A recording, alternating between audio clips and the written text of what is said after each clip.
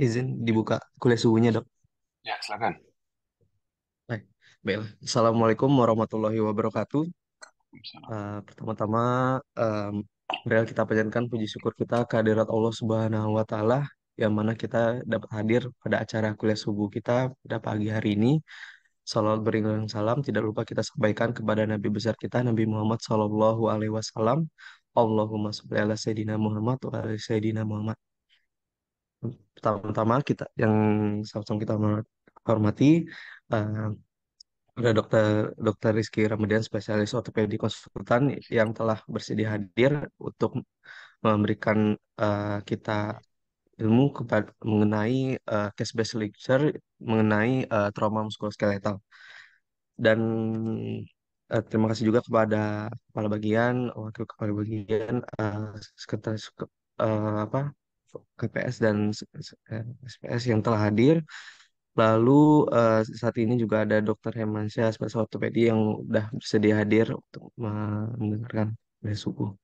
Bella, tidak memperpanjang mukadimah, kita persilakan kepada Dr. Rizky Ramadian, spesialis ortopedi konsultan untuk memberikan kuliah subuh kita pada pagi hari ini. Silakan dokter. Baik, terima kasih. Assalamualaikum warahmatullahi wabarakatuh. Pagi ini saya akan presentasi suatu kuliah, ya, kuliah tapi berdasarkan kasus, ya. Disebut dengan metode kuliahnya case-based lecture, ya. Pagi ini kita akan diskusi mengenai cedera sendi. Nah, eh, mudah-mudahan bisa menjadi apa ya? Trigger lah ya bagi kita untuk bisa mendalami bagaimana kita mempelajari cedera sendi dan bagaimana penanganan awalnya. Ya, jadi anggap saja saya lagi dinas di UGD pada hari itu, ya, dinas di UGD pada hari itu dan menerima pasien dengan cedera sendi, ya. Jadi mekanisme traumanya seorang laki-laki usia 26 tahun itu mengalami kecelakaan dengan sedang membawa sepeda lalu bertabrakan dengan kendaraan lainnya sehingga terjatuh, ya.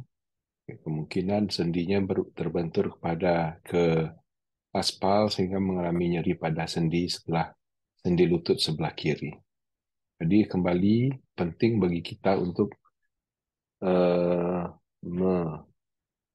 mengetahui bagaimana mekanisme traumanya pada pasien, terutama pada pasien cedera, sehingga kita bisa memperkirakan kira-kira apa saja cedera yang terjadi pada pasien tersebut, ya.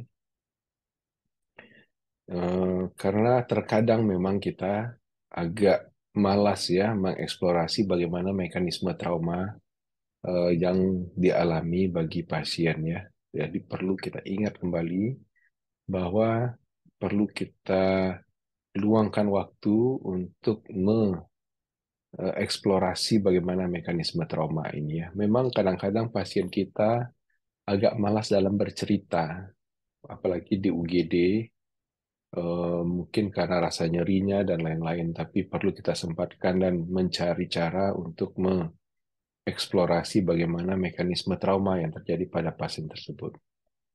Ya, karena ya terkadang kita karena buru-buru pasien banyak di UGD gitu ya, sering luput kita bagian-bagian tertentu. Dengan mengetahui mekanisme trauma tersebut, kita bisa memperkirakan kira-kira apa yang terjadi pada pasiennya.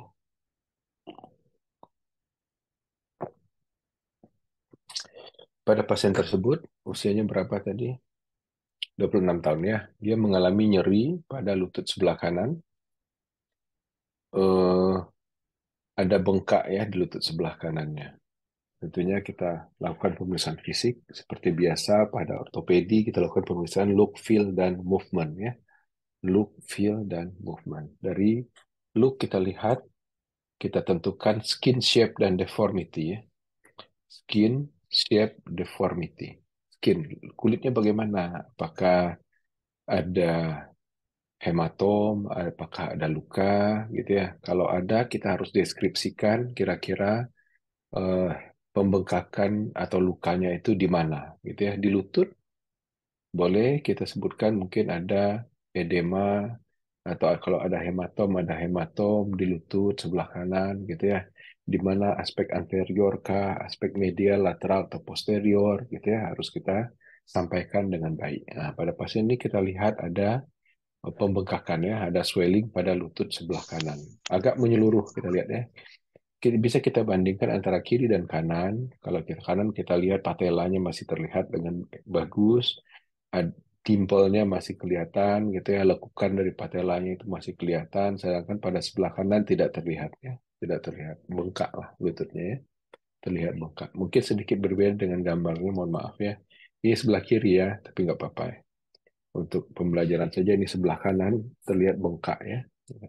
Kira-kira apakah belum bisa kita perkirakan ini apakah ini pembengkakannya akibat cedera di superficial saja, di kulit saja, atau di intraartikuler.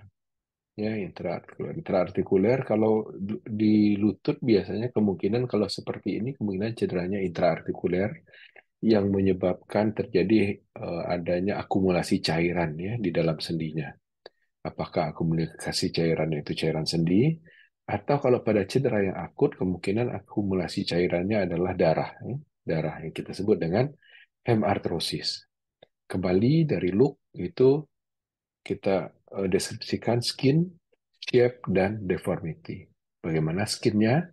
Apakah ada hematom? Warnanya sama tidak kiri dan kanan?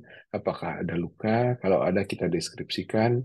Shape-nya bagaimana? Apakah ada pembengkakan? Perubahan kita lihat dari sebelah kiri dan sebelah kanan. Dan apakah ada deformitas? Ya. Kita kembali kita recall deformitas yang terjadi bisa terjadi apakah ada angulasi, apakah ada rotasi, dan apakah ada shortening gitu ya. Kita tahu ada tiga deformitas di ekstremitas tersebut.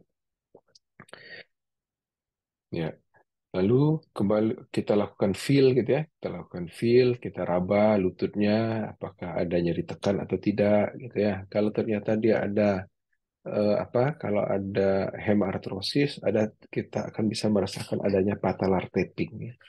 Patelanya itu akan mengambang. Kita sebut dengan patellar tapping. Positif, gitu ya. Karena ada cairan yang menyebabkan patelanya itu terangkat. Begitu kita tekan, gitu ya. Nah, itu dirasakan patelanya mengambang. Patellar tapping positif, ya. Nah, itu dari fear. Kalau ada nyeri tekan, apakah ada tenderness, nyeri tekan ada atau tidak, gitu ya. Nah, kalau pada ekstremitas yang panjang seperti femur bisa kita tentukan apakah nyeri tekannya itu di sepertiga proksimal, tengah atau distal. Kalau di lutut mungkin bisa kita deskripsikan apakah nyeri tekannya itu di bagian anterior, medial, lateral atau di posterior atau menyeluruh gitu ya nyeri tekannya. Ya. Tentunya cedera seperti ini kita bisa secara apa sekilas kita bisa memperkirakan kira-kira cederanya seperti apa gitu ya. Kita bayangkan anatomi dari sendi lutut, apakah cederanya itu berasal dari superficial dari kulit atau cederanya itu lebih dalam dan melibatkan komponen dari sendi. Komponen sendi tentunya bisa melibatkan apakah itu jaringan keras seperti tulang, tulang yang membentuk sendi lutut ada beberapa bisa tulang femur, tulang tibia, atau tulang patella gitu ya. Dari tulang pun bisa kita perkirakan apakah kira-kira cederanya itu pada tulang rawan sendinya atau lebih dalam lagi osteochondral lesion atau memang fraktur gitu ya. Apa memang fraktur. Itu bisa kita perkirakan kira-kira apa yang terjadi. Nah, eh, atau mungkin cederanya itu mengenai ligamen ya, jaringan lunak. Nah, itu ligamen dari sendi lutut itu yang utama itu kan yang empat itu ya, ACL, PCL, MCL dan LCL. Ya. ACL anterior cruciate ligament, PCL posterior cruciate ligament, LCL lateral collateral ligament, dan MCL medial collateral ligament. Atau soft tissue lainnya seperti meniskus ya, meniskus. Kita ketahui meniskus ada meniskus medial atau meniskus lateral. Bagaimana kecepatan terbentuknya hematom di intraartikuler atau hemarthrosis bisa memperkirakan kita kira-kira apa yang terjadi cedera. Kalau fraktur, Ya, kalau fraktur seperti fraktur tibial plateau atau fraktur kondilus dari femur, gitu ya. Begitu terjadi fraktur itu akan langsung bengkak, ya, akan langsung hemartrosisnya besar karena pembuluh darah di tempat itu sangat banyak, ya, di metafisis pembuluh darahnya sangat banyak. Jadi cepat dia terjadi hemartrosisnya. Osteokondral juga cepat, ya, tergantung seberapa luas komponen tulangnya yang cedera, gitu ya. Semakin banyak pembuluh darah yang terlibat yang mengalami cedera, semakin cepat hemartrosisnya terjadi. ACL kalau putus ligamen, ya, ACL dan PCL itu tidak terlalu cepat karena pembuluh darahnya tidak terlalu besar. Mungkin beberapa jam, ya. Ketika baru terjadi belum bengkak dia, sekitar 2 atau 3 jam setelah itu baru bengkak lututnya. Kalau fraktur atau cedera osteokondral segera, ya, segera langsung bengkak besar. Meniskus pembuluh darahnya lebih sedikit lagi. Itu cederanya besok paginya biasanya. Sore dia main bola atau siang itu terjadi cedera lalu meniskusnya rupture. Nah, itu tidak segera dia bengkak. Besok paginya, itu dia baru bengkak, gitu ya, baru bengkak. Jadi, bagaimana kecepatan terjadinya anastrosis itu bisa memperkirakan kita kira-kira apa yang cedera di sendi lututnya. MCL dan LCL itu biasanya tidak segera, tidak akan menyebabkan hemartrosis. Karena tidak semua komponen MCL dan LCL berada di intraartikular, kecuali kapsulnya sobek, gitu ya, kapsulnya sobek, ya, itu akan menyebabkan hemartrosis.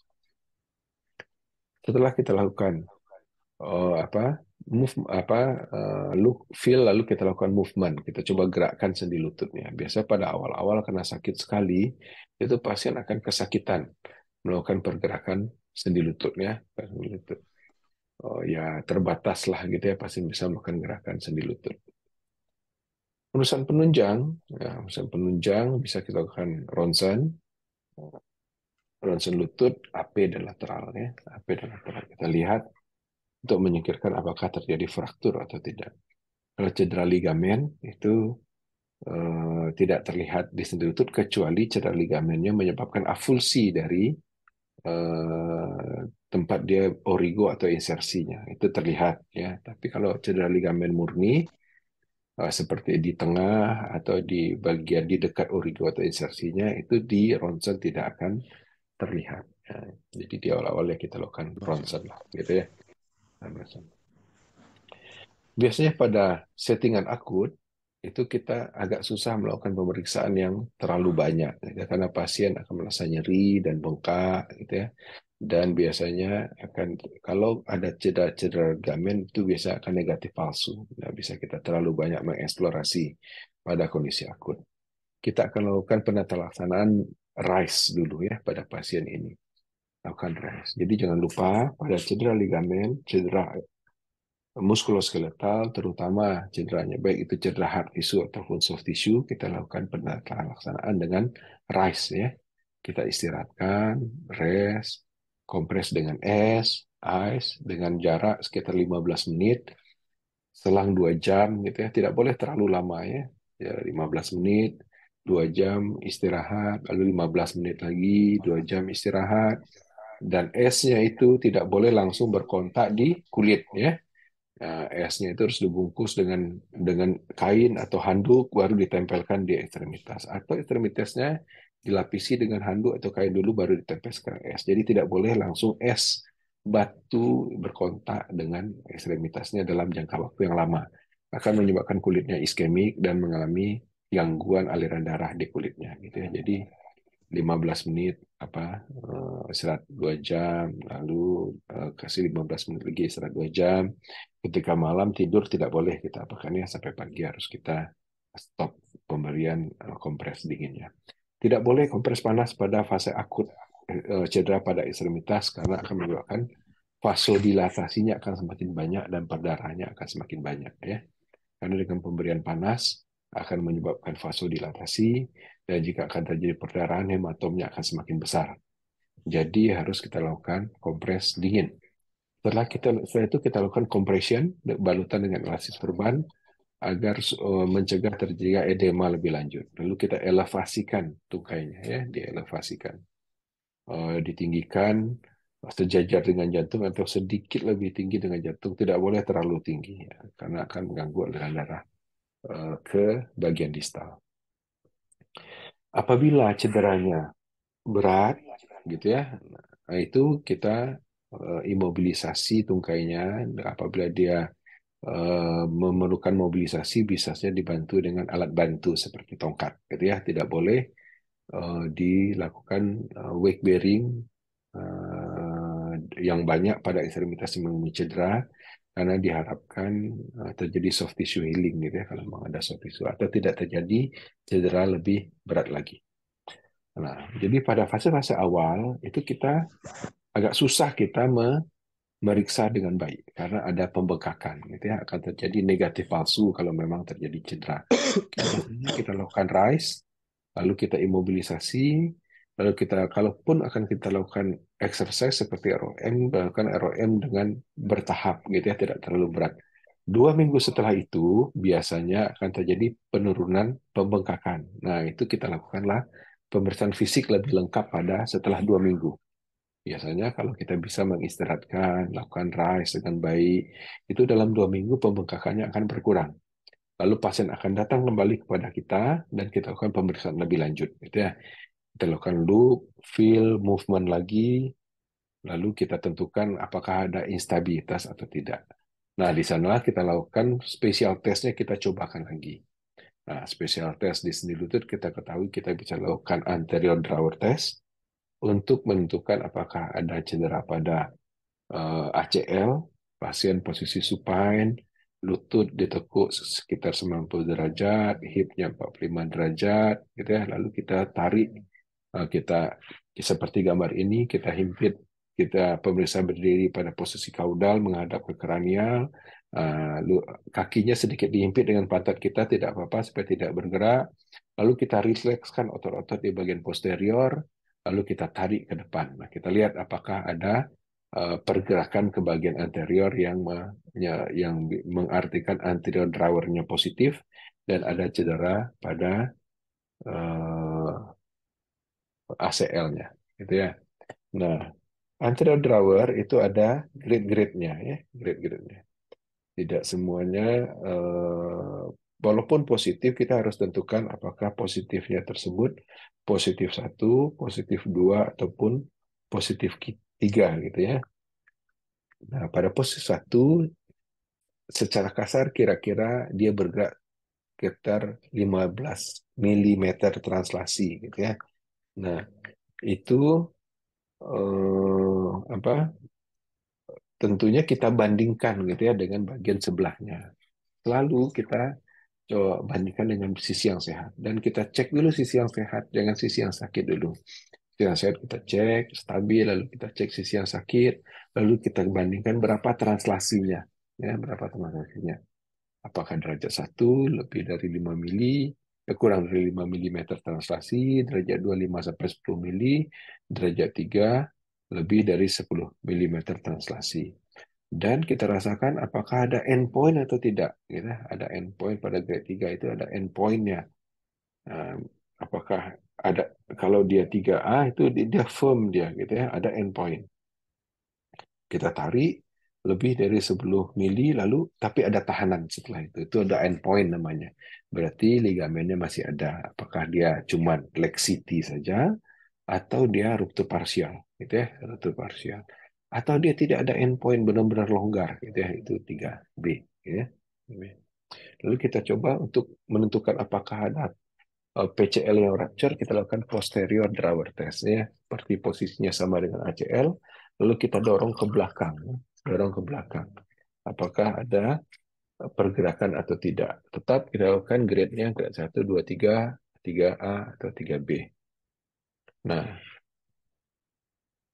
spesial test lain untuk ACL ada eh, pivot stiff test atau kita lakukan Lachman test, ya, Lachman test juga untuk menentukan apakah ada ACL-nya putus atau tidak. Kemudian kita cek juga apakah ada cedera pada meniskus dengan melakukan McMurray test, ya, McMurray test. Kita tentukan apakah ada cedera pada meniskus medial ataupun lateral. Ya. Untuk MCL dan LCL kita lakukan varus dan valgus test. Ya. Varus valgus test.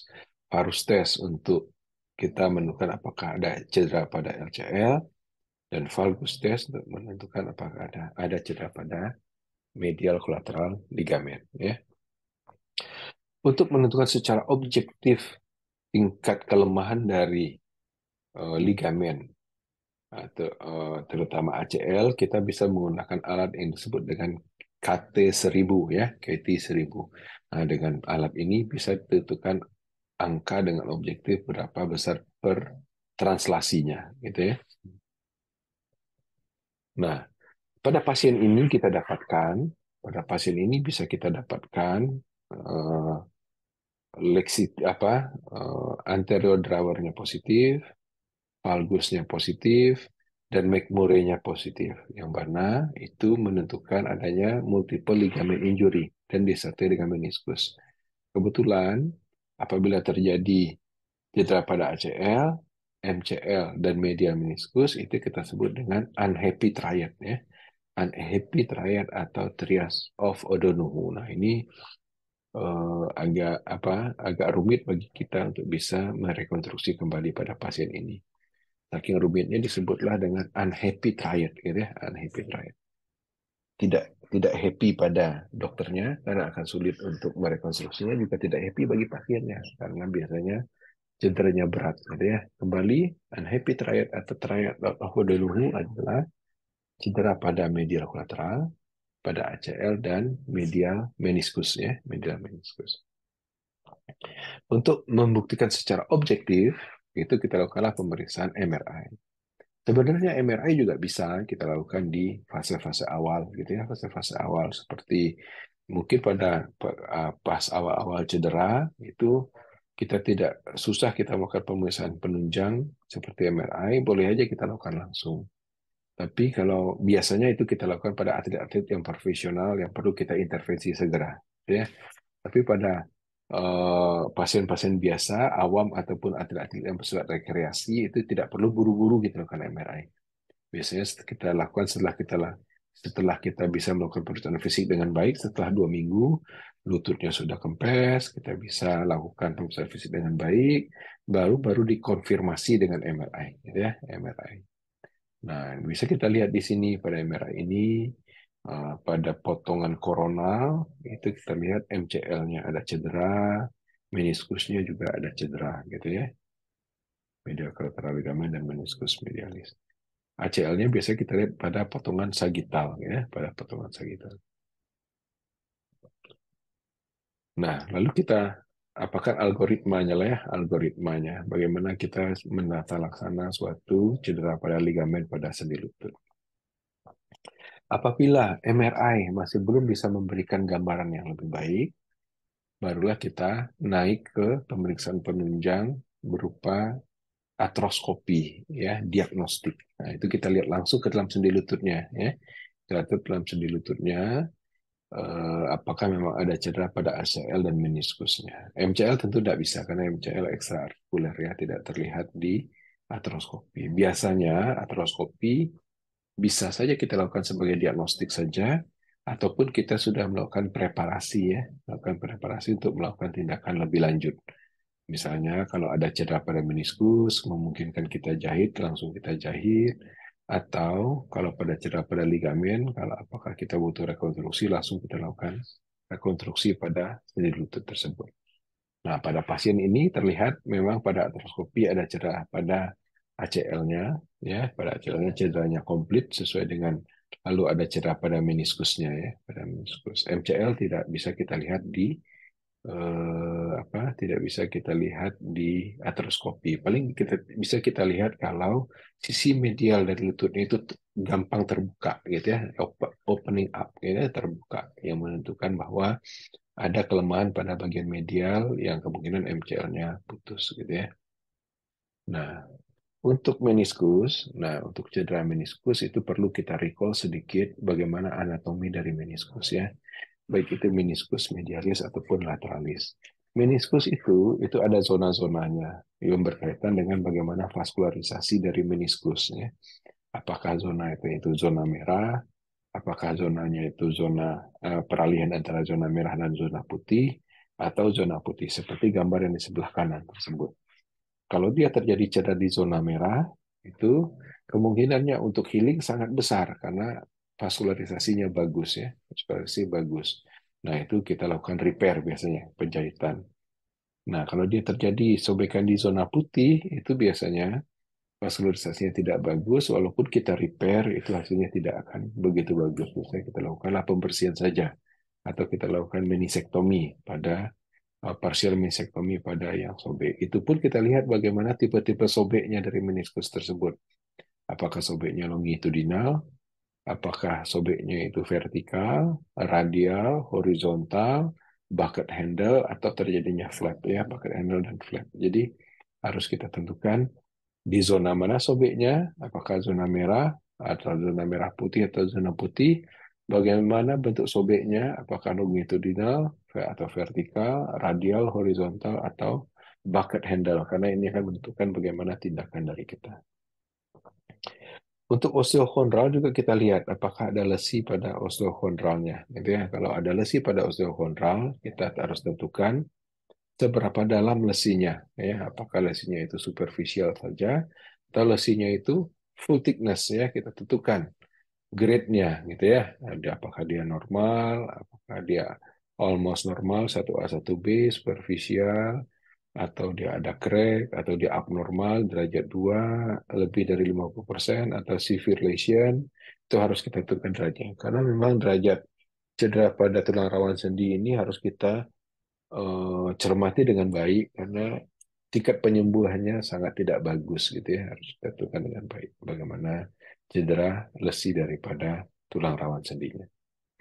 Nah, karena memang kita ketahui tulang rawan sendi itu tidak ada pembuluh darah, tidak ada saraf, tidak ada limfe gitu ya.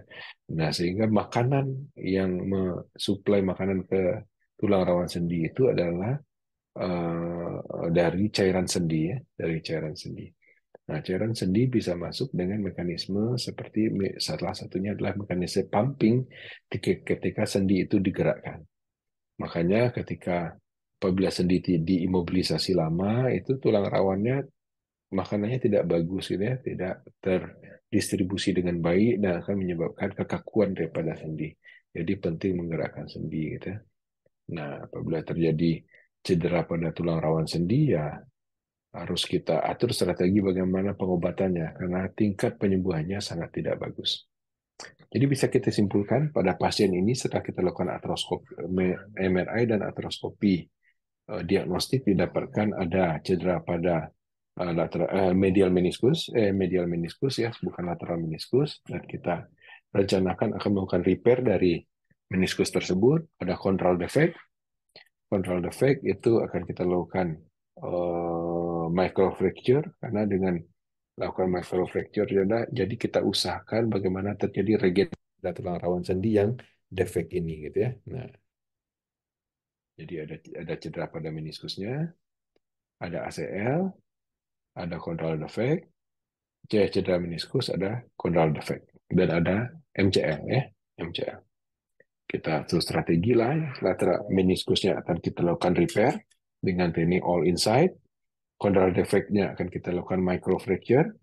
Microfracture itu adalah suatu tindakan dengan membuat lubang-lubang ya, dengan alat khusus. Kita bikin lubang-lubang di tempat yang lesi sampai menembus metafisisnya, metafisisnya. Nah, kita harapkan darah dari metafisisnya akan masuk ke lokasi yang lokasi yang rusak, tulang sendinya akan membawa sel punca dan growth factor lainnya akan menyebabkan regenerasi. Itu konsep dari microfracture gitu ya.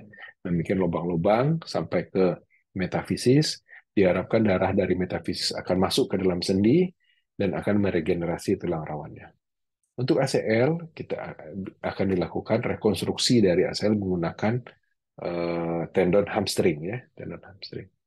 Jadi perlu kita ketahui di dalam sendi itu ada cairan sendi ya, ada cairan sendi dan cairan sendi itu mengandung suatu enzim yang bersifat proteolitik ya, kita sebut dengan enzim lisozim. Ya. Kenapa ada enzim proteolitik pada sendi lutut? Untuk mencegah terjadinya fibrosis pada sendi lutut. Karena sendi lutut itu kan harus smooth pergerakannya, harus licin, harus bergerak, harus ada suatu enzim yang mengakomodasi itu, kita sebut dengan enzim lisozim yang bersifat proteolitik. Akan tetapi negatifnya, apabila terjadi cedera pada ligamen di intraartikuler, ligamen tersebut tidak bisa menyatu sendiri. Kita sambungkan pun tidak bisa. Misalnya ACL putus lalu kita jahitkan dengan metode penjahitan seperti tendon putus gitu atau ligamen putus, tidak bisa dia healing karena ada enzim tersebut.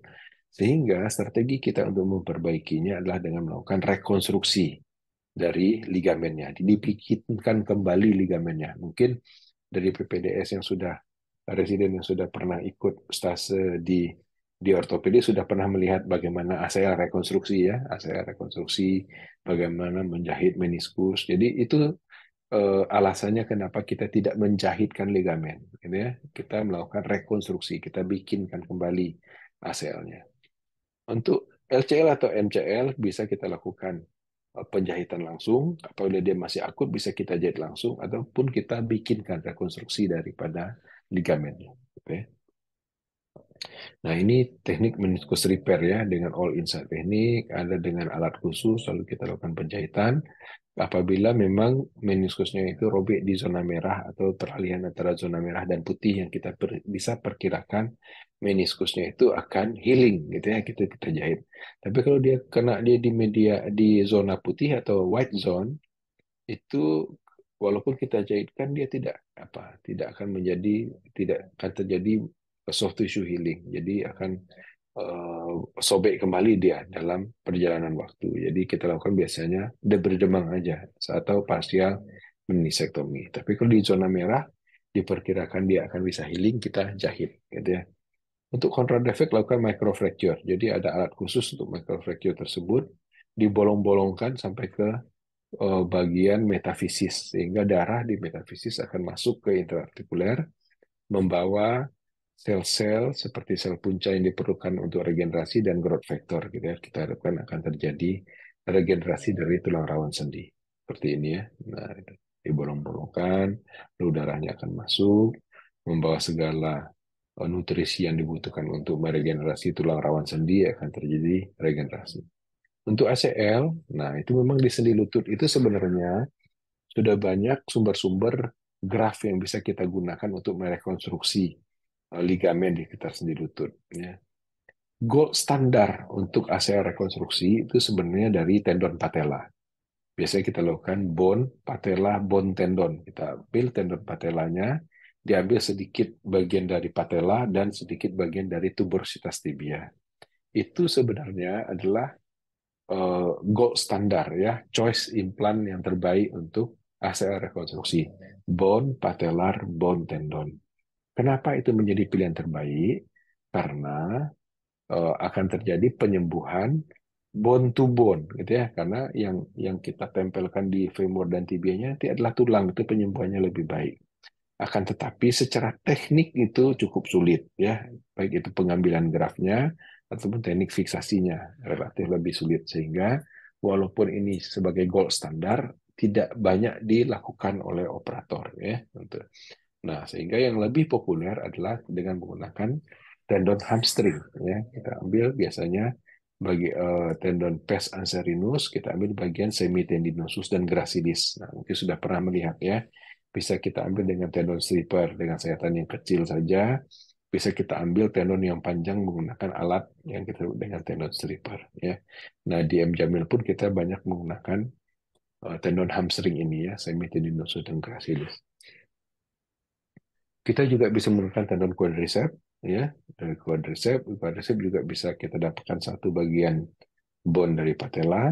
Bisa juga kita gunakan sumber lainnya di sekitar sentuh seperti fascia lata, ataupun kita bisa ambil di bagian kruis yaitu peroneus longus, ya, tendon peroneus longus. Tapi kebanyakan di dunia sekarang ini orang banyak menggunakan hamstring. Oke, tapi perlu kita ingatkan lagi, gold standar tendon untuk ACL yang paling bagus adalah BTB ya, bone patellar bone tendon ya. Nah, inilah contohnya untuk hamstring ya, kita ambil dengan tendon Schreiber, lalu kita persiapkan tendonnya, lalu kita siapkan jenis fiksasinya. Jenis fiksasi banyak macam-macam. Jadi kita bikin tunnel di tibia, kita bikin tunnel di femur pada posisi tertentu. Lalu mungkin sudah banyak yang pernah melihat ya bagaimana kita merekonstruksi ACL. Lalu kita masukkan tendonnya ke tunnel tersebut, lalu kita fiksasi. Bagaimana jenis fiksasinya macam-macam. Biasanya di M-Yamin kita gunakan fiksasinya di bagian femur kita gunakan button seperti gambar ini, dan di tibia kita gunakan bioscrew ya fiksasinya. Sebenarnya di dunia banyak bagaimana jenis fiksasinya. Bisa saja di femur itu kita gunakan screw juga, di tibia dengan screw, atau kita gunakan button di proximal dan button di distal bisa saja ya. Nah ini contohnya ACL yang sudah direkonstruksi. Untuk LCL ataupun MCL bisa kita jahit langsung ataupun bisa kita rekonstruksi menggunakan ligamen. Biasanya kalau kita rekonstruksi di ligamen itu sudah pada fase kronis ya, tidak kita jahitkan lagi. Tapi kalau kita masih dalam fase akut bisa kita jahit langsung lokasi yang di ligamen yang mengalami cedera. Setelah itu perlu kita lakukan proteksi ya, lakukan proteksi di sendi lututnya. Tidak boleh langsung ditekuk, biasanya harus kita imobilisasi dengan menggunakan slab ataupun indeker untuk membatasi pergerakannya lebih lanjut. Perlu kita pahami rehabilitasi atau fisioterapi pasca rekonstruksi itu penting sekali ya, strategi rehabilitasinya. Kapan boleh diinjakkan, kapan boleh ditekuk, tekukannya dari ada fase-fasenya, ada fase satu, fase 2 gitu ya. Kapan boleh pada fase satu berapa derajat boleh ditekuk, pada fase 2 berapa derajat gitu harus itu penting sekali dicermati. Karena kalau tidak kegagalannya dari tindakan operasi kita sangat tinggi. Jadi kendor lagi lututnya. Jadi penting kita mencermati bagaimana fase-fase rehabilitasi ya dari pasien pasca rekonstruksi dari ligamen. Single ligamen dan multiple ligamen itu beda cara merehabilitasinya. Apabila terjadi cedera meniskus juga akan berbeda. Jadi sangat penting sekali kita berkolaborasi dengan rehabilitasi medis untuk merehabilitasi pasien pasca rekonstruksi ligamen di sekitar sendi. Gitu ya. Nah, jadi harus dijalani fase-fase itu dengan baik sambil selalu dievaluasi ligamen yang kita amati. Terlalu cepat kita merehabilitasi, ligamennya akan kendor lagi. Terlalu lambat kita merehabilitasi, akan terjadi kekekuan sendi. Jadi harus benar hati-hati kita dalam rehabilitasi. Tidak bisa lah setelah kita operasi lalu kita lepas saja, itu akan terjadi komplikasi pasca operasi gitu ya, hasilnya tidak akan memuaskan. Kita rehabilitasi dengan baik sehingga pasien bisa kalau pada atlet-atlet profesional bisa kembali berolahraga gitu ya atau bertanding kembali. Nah, itu yang paling penting kita pahami bagaimana merekonstruksi dengan baik dan merehabilitasi dengan baik. Oke, mungkin itu ya sebagai pengantar diskusi kita mengenai cedera sendi ya, cedera sendi. Berbagai komponen sendi yang bisa mengalami cedera dan bagaimana tahapan-tahapan kita menata laksana dan merehabilitasi. Baik, silakan kalau mau berdiskusi, kalau ada pertanyaan. Baiklah, terima kasih kepada Dr. Rizky atas pemaparan kuliah pada pagi hari ini. Selanjutnya kita masuk ke sesi diskusi, Dok. Dari teman-teman residen semuanya, kira-kira apakah ada yang ingin bertanya untuk masalah apa case based lecture yang sudah jelaskan Dr. Rizky mengenai cedera sendi?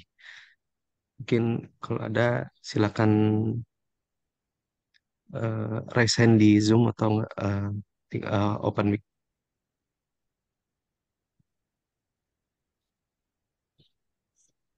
Eh, Izin dok, Mufti dok. Ya, silakan. Silakan Dr. Mufti. Assalamualaikum warahmatullahi wabarakatuh. Terima kasih dokter. Dok, simpel pertanyaannya dok. Ya, Apakah cedera sendi ini memang harus kita, misalnya rupture nih dok, ya. kita amati pada pemain bola misalnya dok, atau pemain bulu tangkis itu kan sering tuh sedikit cedera, mereka melakukan operasi. Nah, seberapa eh, seberapa urgentnya kita harus melakukan operasi, misalnya ruptur.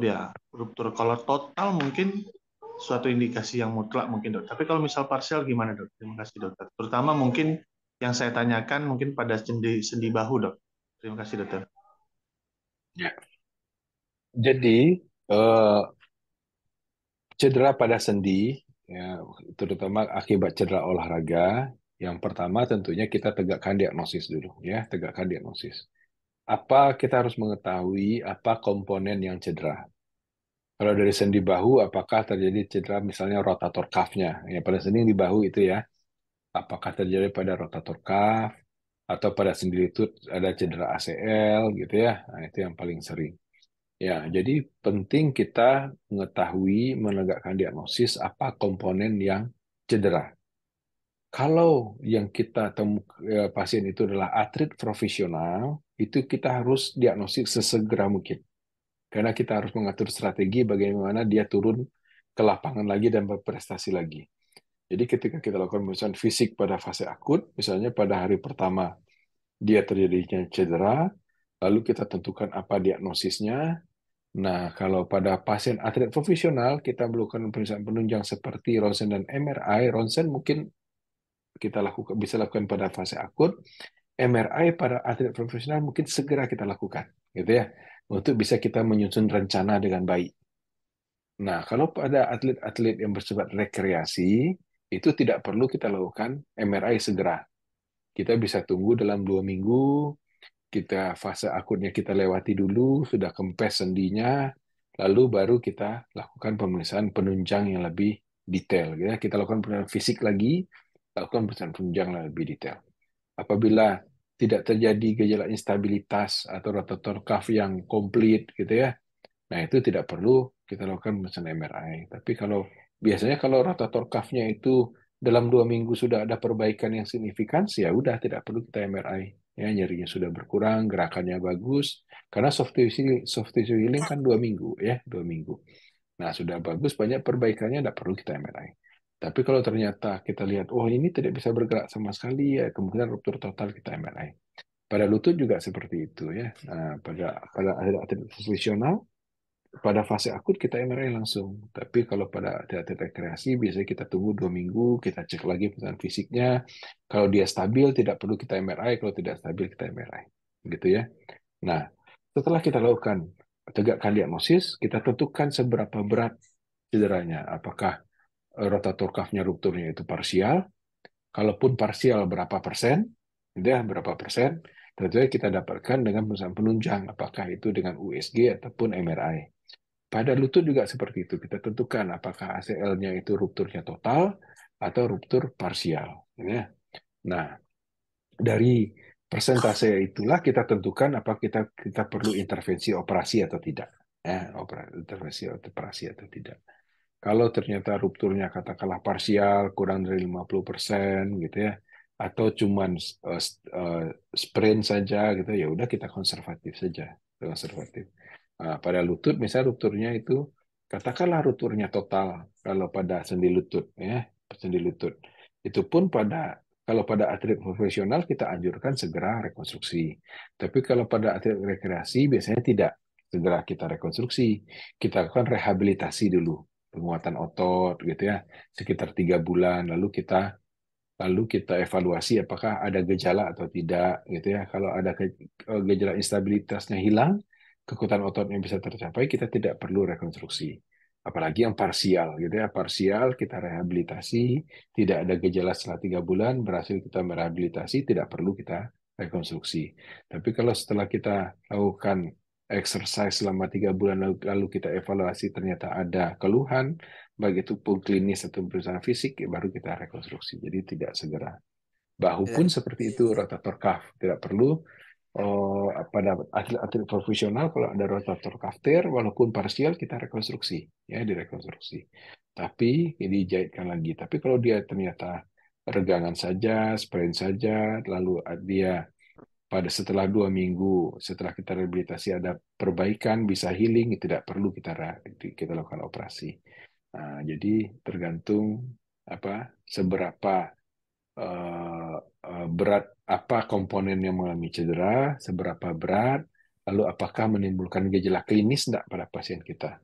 Kalau tidak ada gejala klinis ya tidak perlu, bisa healing dia seperti rata-rata. Kau kan bisa healing sendiri, ya bisa healing sendiri. Yang paling masalahnya itu kan setelah cedera tidak didiagnostik dengan baik, lalu tidak direhabilitasi dengan baik, tidak healing dia, tidak healing sehingga menyebabkan gejala klinis. Nah itu baru kita lakukan rekonstruksi. Jadi gitu ya Dokter Mufti ya. Baik dokter, terima kasih banyak dokter. Ya, ya. Beda pertimbangannya apakah terjadi pada atlet profesional atau atlet rekreasi ya dalam kita merekonstruksi cedera pada sendi. Siap, dok. Ya. Silakan yang mau bertanya lagi. Silakan jika ada yang ingin bertanya.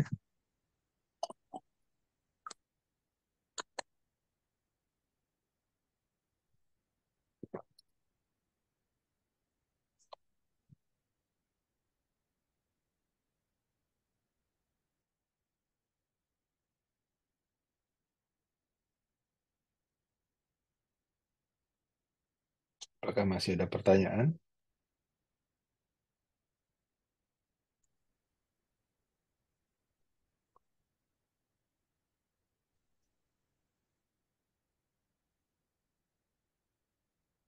Eh, izin dok, Nugroho ingin bertanya dok. Ya, silakan. Sebelumnya. Mas, pada pasien dengan nyeri ada misalnya ada cedera sendi pada ligamen dok, misalnya masih low grade yang masih belum ada eh, pasien belum mau melakukan masih low grade dan belum ada indikasi untuk tindakan operasi dok. Kira-kira untuk aktivitas pasien setelah eh, aktivitas pasien mungkin apakah perlu ada batasan nggak dok? Misalnya ketika mendaki atau berjalan lebih berlari seperti itu dok. Soalnya ada pasien bertanya dok, karena kalau ketika pasien ada riwayat cedera ligamen dok, low grade katanya dok belum operasi. Lalu pasien masih merasakan nyeri dok dan kalau berlari itu masih ada keterbatasan hormon eh, ininya dok. Ya, jadi itu yang penting ya. Kalau ada cedera pada ligamen, lalu kita tentukan diagnosisnya apa yang cedera, seberapa berat cederanya, lalu mungkin pada pasien-pasien yang tidak atlet, kita tidak buru-buru merekonstruksi, kita rehabilitasi dulu, 2 minggu mungkin istirahat, setelah itu kita lakukan eh, rehabilitasi dengan melatih pergerakan sendi dan muscle strengthening, ya, muscle strengthening, penguatan otot. Kalaupun terjadi ruptur parsial daripada ligamen tersebut, yang yang mana ruptur parsial itu juga tidak akan bisa menyambung sendiri, tidak akan healing, kita lakukan kompensasi daripada ruptur parsial tersebut dengan melakukan penguatan otot. Dengan melakukan penguatan otot, baik itu otot sendi lutut, otot hamstring ataupun lutut quadriceps, diharapkan bisa mengkompensasi kelemahan yang diakibatkan oleh ruptur parsial tersebut. Apabila kita berhasil merehabilitasi dengan baik, biasanya lututnya akan stabil dan tidak ada gejala yang dirasakan. Sepanjang tidak ada gejala yang dirasakan, berarti pasien bisa melakukan aktivitas apapun, ya, tanpa batasan. Akan tetapi, kalau ternyata masih ada gejala yang dirasakan, berarti kita tidak berhasil dalam merehabilitasi pasien, gitu ya. Atau cederanya sangat berat sehingga tidak bisa dikompensasi dengan hanya penguatan otot saja, sehingga butuh dilakukan tindakan operasi, ya, butuh dilakukan tindakan operasi. Nah, apabila ada gejala yang dirasakan, apakah itu rasa nyeri ataupun ada gejala ketidakstabilan dari sendi lutut, tentunya aktivitasnya akan terbatas. Tidak boleh dia aktivitas. Karena rasa nyeri itu kan sebagai sinyal kalau ada masalah di sendi lututnya, gitu ya. Jadi tentunya akan terbatas apanya gerakan yang dilakukan. Jadi itu saja tandanya. Sepanjang ada gejala klinis, nyeri dan ketidakstabilan dari sendi, ya terbatas aktivitasnya. Tapi kalau tidak ada gejala atau keluhan, ya boleh saja dia melakukan aktivitas yang berat. Gitu ya. Baik, terima kasih dok. Eh, Ya, dari teman-teman residen, apakah masih ada yang ingin bertanya? Izin bertanya dokter. ya silakan. Silakan Izin Dokter upload. Abdul. Dok, untuk pemeriksaan seperti anterior lower test, kemudian posterior, itu eh, kalau misalnya kita kasih anti nyeri pada pasien, apakah boleh dok? Kemudian kalau misalnya nih dok, ternyata dia sebenarnya ruptur tendon, tapi kita periksanya itu kurang tepat, jadi pemeriksaannya negatif hasilnya dok. Kalau cara yang benar untuk pemeriksaannya itu bagaimana ya dok? Ya, Terima kasih dok. ya baik. Jadi memang pada cedera-cedera di sendi lutut, pada fase-fase akut, gitu ya, itu akan sedikit susah kita menginterpretasikan pemeriksaan kita. Karena pertama ada rasa nyeri, apabila ada rasa nyeri, pasien akan menegangkan ototnya, gitu ya, menegangkan ototnya. Yang kedua ada pembengkakan, ya, ada pembengkakan, ada hemartrosis. Itu akan menyebabkan pemeriksaan kita tidak bisa diinterpretasikan dengan baik. Nah, jadi apakah obat nyeri bisa kita berikan? Boleh saja. Nah, mungkin obat nyeri akan bisa mengatasi rasa nyeri, sehingga ketegangan otot akan bisa kita atasi. Jadi bisa kita melakukan pemeriksaan ya dengan lebih baik. Akan tetapi hemartrosisnya tidak bisa kita atasi dengan analgetik, gitu ya. Tetap aja akan menyebabkan bias daripada pemeriksaan kita. Jadi biasanya pada pemeriksaan pada cedera sendi kita tidak perlu buru-buru, gitu ya, tidak perlu buru-buru memastikan apa cederanya. Kenapa tidak perlu buru-buru? Pertama, akan menyebabkan negatif palsu, ya, negatif palsu. Dia negatif, tapi kita lihat anterior drawer posterior drawernya apa? Anterior drawer posterior drawernya kita nilai loh kok stabil. Padahal sebenarnya ACL atau PCL-nya putus. Karena nyeri ototnya akan ditegangkan oleh pasien, jadi dia akan negatif palsu. Itu yang pertama. Yang kedua, untuk rekonstruksi ligamen di sendi lutut, apalagi multiple ligament injury, itu tidak dianjurkan dilakukan pada fase akut. Gitu ya, fase akut. Katakanlah kita MRI pasien di hari pertama, hari kedua, lalu kita dapatkan cedera ACL ataupun PCL-nya, kita juga tidak akan langsung merekonstruksi. Karena tidak dianjurkan kita merekonstruksi pada fase akut. Kenapa tidak dianjurkan rekonstruksi pada fase akut? Karena apabila kita lakukan rekonstruksi di fase akut, kemungkinan artrofibrosisnya akan lebih besar. Gitu ya, jadi tetap aja kita akan tunggu setelah fase akutnya berlalu. Gitu ya. Jadi tidak perlu buru-buru kita lakukan pemeriksaan pemeriksaan penunjang, memastikan dengan cepat. Gitu ya. Jadi biasanya rata-rata kita akan lakukan pemeriksaan secukupnya pada fase awal, lalu kita tata laksana gejala klinisnya dengan RICE ataupun kita berikan analgetik. Lalu setelah 2 minggu, setelah kempes dia, lalu baru kita lututnya, baru nyerinya juga jauh berkurang, baru kita lakukan pemeriksaan fisik lebih teliti dan kita lakukan pemeriksaan penunjang untuk memastikan hasil dari pemeriksaan fisik kita itu. Jadi itu. Jadi pemeriksaan analgetik kalau ditanya apakah boleh, boleh saja. Tapi tetap saja dengan adanya hematrosis biasnya akan ada. Gitu ya. Jadi pemeriksaan analgetik untuk kepentingan pemeriksaan fisik mungkin tidak begitu tepat, tapi analgetik untuk memberikan kenyamanan pada pasien itu memang perlu kita berikan. Gitu ya. Saya berangkat. Baik dokter, terima kasih dok. Ya, silakan yang mau bertanya. Baik, silakan bagi residen yang ingin bertanya.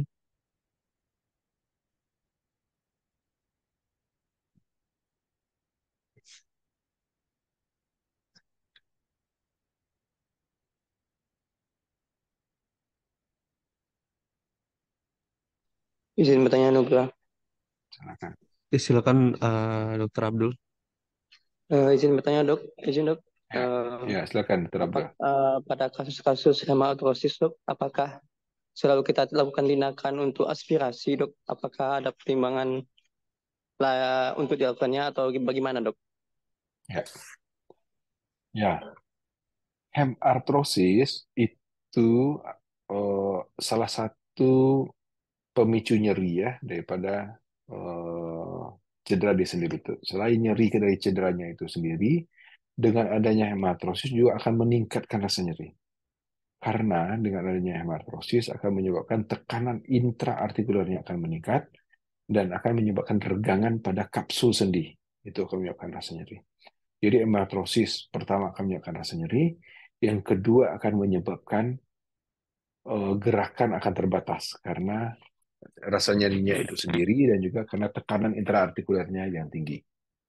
Akan tetapi, nah gitu ya, akan tetapi kita harus sangat hati-hati dan sangat bijaksana dengan melakukan aspirasi dari hemartrosisnya tersebut.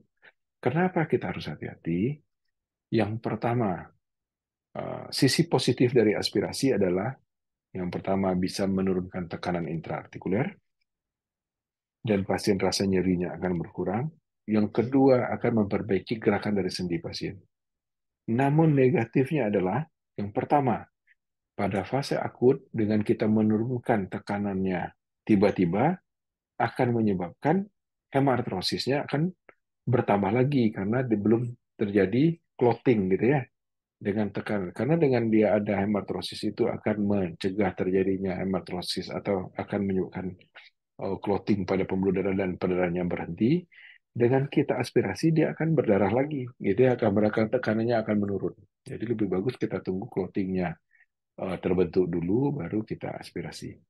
Yang kedua, apabila kita tidak melakukan aspirasi sendi dengan tindakan yang sterilitas yang baik, malah kita akan menyebabkan infeksi intraartikuler.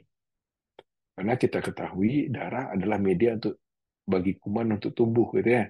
Apabila tidak kita lakukan dengan tingkat sterilitas yang baik, kita akan menyebabkan infeksi sendi dengan sengaja. Nah, itu aja yang kita hindari. Jangan sampai yang pertama perdarahannya akan berulang kembali, yang kedua kita akan menyebabkan infeksi intraartikuler yang akan menyebabkan masalah lain daripada pasien ini, gitu ya. Jadi melakukan aspirasi sendi benar-benar kita pertimbangkan dengan bijaksana. Bagaimana pertimbangannya? Biasanya yang pertama kita lihat bagaimana derajat dari hematrosisnya. Kalau tidak terlalu bengkak dan tidak terlalu berat, tidak usah diaspirasi. Kita tunggu saja perdarahannya berhenti, hematrosisnya settle, lalu dia akan diserap sendiri oleh tubuhnya, oleh sendi tersebut, gitu ya. Apabila dia bongkaknya besar sekali dan pasien sangat kesakitan dan kita lihat akan sangat mengganggu kenyamanan pasien, nah, itu kita aspirasi, ya kita aspirasi, lalu kompres dingin, akses perban diharapkan tidak terjadi hematrosis, tidak berkembang lagi hematrosisnya. Atau kita tunggu beberapa hari, kita lihat loh kok eh, hemartrosis edema tidak turun-turun juga gitu ya, atau malah bertambah besar gitu lah, baru kita aspirasi. Jadi prinsipnya tidak ada patokan khusus kapan kita aspirasi. Yang kedua kita harus mempertimbangkan, makanya perlu follow up dari hari ke hari gitu ya. Apakah kira-kira ini perlu kita aspirasi atau tidak gitu ya. Nah, jadi karena memang kalau kita lakukan eh, penyuntikan memasukkan jarum suntik ke dalam sendi dan itu tidak kita lakukan dengan tingkat sterilitas yang baik, malah kita menyebabkan infeksi daripada pasien. Nah, itu jadi mudaratnya akan lebih besar daripada manfaatnya. Itu saja yang perlu kita pertimbangkan, Dr. Abdul. Jadi benar-benar dibutuhkan penilaian klinis yang baik untuk kita memutuskan untuk melakukan aspirasi sendi. Gitu ya.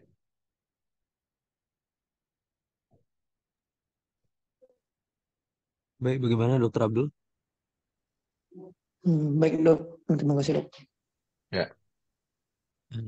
Baiklah, Apa terima kasih ya, Dok. apalagi kalau kita akan melakukan aspirasi berkali-kali ya, itu haram ya hukumnya, bukan haram lah ya. Jangan kita lakukan gitu ya.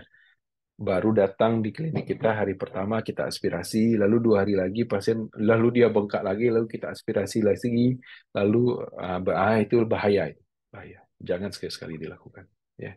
Jangan terlalu hobi mengaspirasi sendi ya kalau tidak perlu. Silakan. Baik, baik, terima kasih dok. Kira-kira dari dokter residen semuanya ada yang masih ingin bertanya?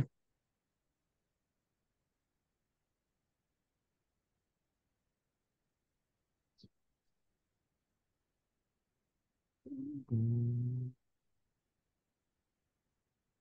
um, Baik, kalau tidak ada pertanyaan, kita tutup posisi ya, Dr. Nugra. ya baik dok. Iya dok. Sepertinya udah tidak ada dok. Selanjutnya kita tutup sesi diskusi. Selanjutnya apa dok? Kira-kira ada pesan-kesan apa dari bagian dok? Ya, untuk cedera sendi itu saja pesannya ya. Untuk cedera sendi selalu harus dipahami benar ya. Yang pertama anatomi daripada sendi itu sendiri, sehingga kita bisa memperkirakan kira-kira bagian mana dari sendi tersebut yang mengalami cedera, lakukan pemeriksaan fisik dengan baik, dan lakukan penata laksanaan yang betul gitu ya. Kita harus mendidik pasien dengan baik mengenai RICE itu ya. RICE itu karena itu benar-benar harus dilakukan RICE karena kebanyakan dari pasien kita pada fase-fase awal itu tidak es yang dia tempelkan panas gitu ya. Apakah menggunakan obat-obat topikal, baik itu obat topikal yang tradisional ataupun obat topikal yang dijual bebas yang dengan memberikan efek panas gitu ya kan karena itu akan menyebabkan pembengkakan lebih lanjut gitu ya. Nah, itu harus kita edukasi pasien dengan baik bagaimana menata laksana cedera pada sendi dengan pada fase akut dengan metode RICE gitu ya. Nah, itu harus benar-benar dilakukan. Di UGD pun harus kita lakukan ya di UGD. Kalau kita menemukan ada pasien cedera sendi lutut, sendi bahu atau pergelangan kaki itu harus kita lakukan RICE mulai dari pasien kita terima di UGD ya harus kita edukasi pasien dan harus kita tata laksana seperti itu.